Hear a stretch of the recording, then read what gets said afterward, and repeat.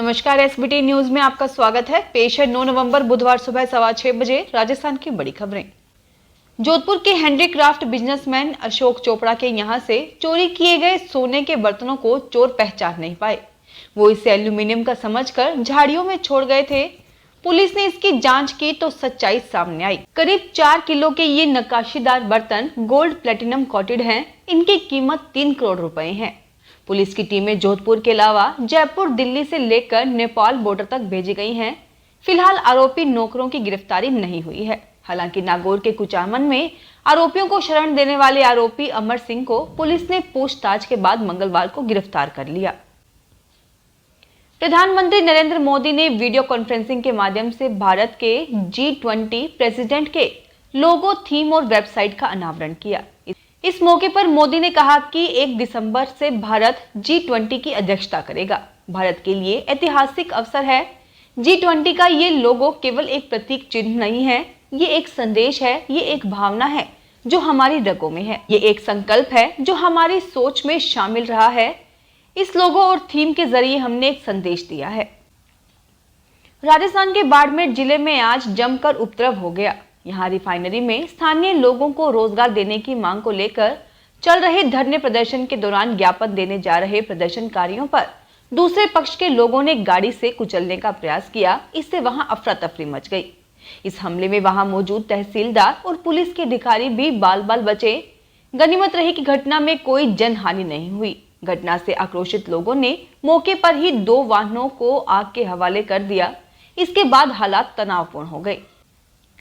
उदयपुर के चौराहों पर इन दिनों यातायात नियम की सख्ती से पालना को लेकर पुलिस प्रशासन द्वारा अभियान जारी है।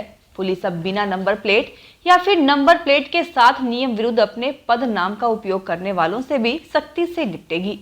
चौराहों पर फिलहाल दुपहिया वाहन चालकों के हेलमेट और चौपहिया वाहन चालकों के लिए सीट बेल्ट की पालना कराई जा रही है। हेलमेट नहीं होने या सीट बेल्ट नहीं लगाने वालों के रोज चालान काटे जा रहे हैं। उदयपुर के अतिरिक्त पुलिस अधीक्षक चंद्रशील ठाकुर ने बताया कि अगर किसी वाहन पर नंबर नहीं लिखा हुआ है या नंबर के साथ उन्होंने अपने गैर तरीके से पदनाम का उपयोग किया हुआ है जो नियम के खिलाफ हैं, ऐसे लोगों पर सख्त कार्रवाई करेंगे। इसके लिए विशेष अभियान चलाया जाएगा।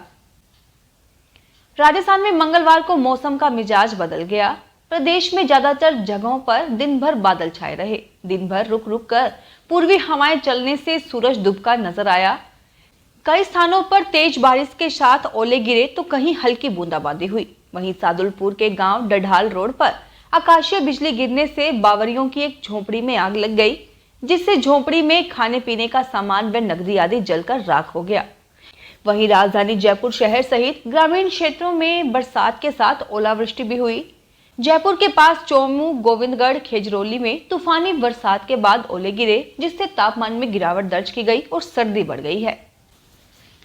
राहुल गांधी की भारत जोड़ो यात्रा के राजस्थान में प्रवेश से पहले कांग्रेस ने अपना कुनबा संभालने की तैयारी कर दी है।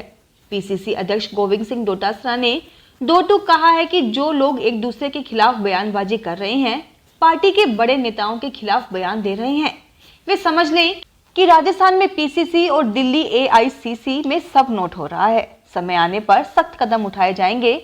डोटासरा ने ये बातें मंगलवार को संसार चंद्र रोड स्थित प्रदेश कांग्रेस मुख्यालय इंदिरा गांधी भवन में कही।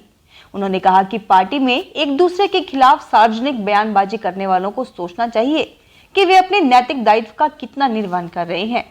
समय किसी का गुलाम नहीं है, समय सबका फैसला करेगा। सभी जिम्मेदार लोग हैं, विचार करें कि इससे पार्टी का नुकसान हो रहा है। परमाणु नगरी पोखरण को आज भी पर्यटन नगरी बनने का इंतजार है। पोखरण से मात्र 110 किलोमीटर दूर विश्व प्रसिद्ध स्वर्ण नगरी जैसलमेर में सालाना हजारों पर्यटक पहुंचते हैं और भ्रमण करते हैं।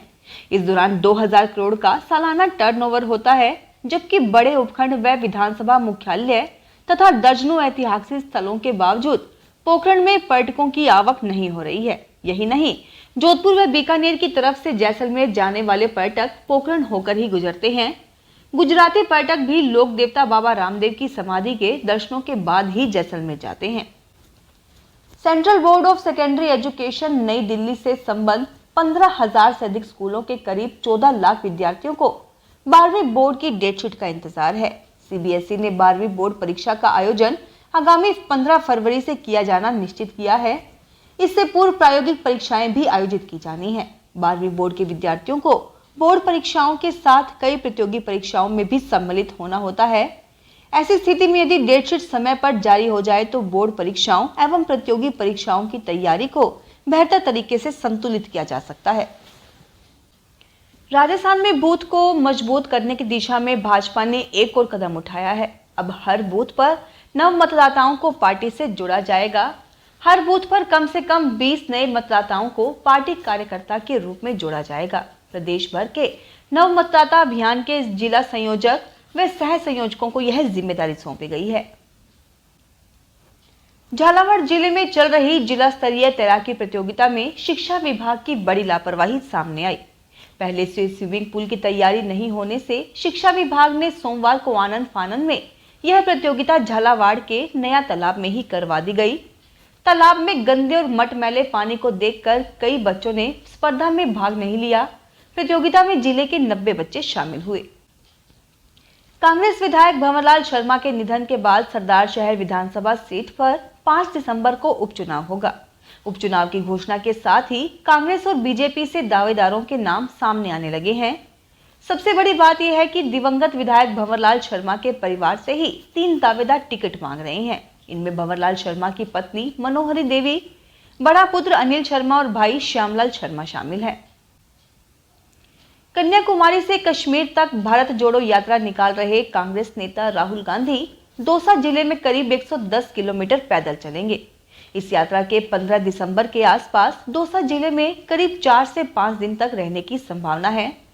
यात्रा का रूट देखने के लिए सोमवार को अखिल भारतीय कांग्रेस कमेटी से पर्यवेक्षक सुशांत शर्मा, मंत्री गोविंद राम मेघवाल, आरटीडीसी चेयरमैन धर्मेंद्र राठौड़, महिला एवं बाल विकास मंत्री ममता भूपेश, कृषि विपणन राज्य मंत्री मुरारी लाल मीणा, मेवात विकास बोर्ड के चेयरमैन जुबेर खान सहित अन्य नेताओं ने दौरा किया।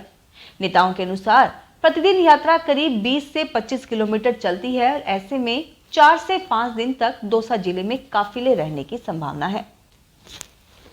जयपुर जोधपुर रेल मार्ग पर नावा के समीप बन रहे देश के पहले high speed railway test track का ट्रायल शुरू हो गया है। हाल ही में इस ट्रैक पर हाई स्पीड में ट्रेन भी दौड़ाई गई है।